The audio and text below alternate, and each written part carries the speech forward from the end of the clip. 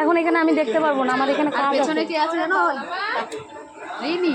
তাই বলে আমি কে চিনতে পারছি না।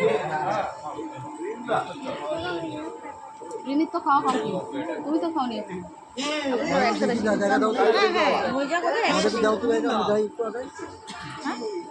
একটা টোটো অন্তত ছাড়তে হবে।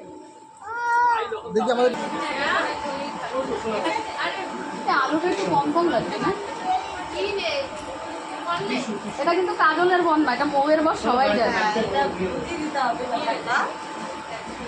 এবার একটু সুতো বা টাকা। আরে মৌ, মোর বরের পাশে বসা উচিত।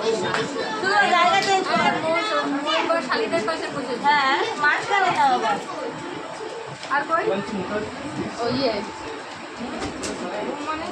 এই সোমনাথ টাকা ইয়ে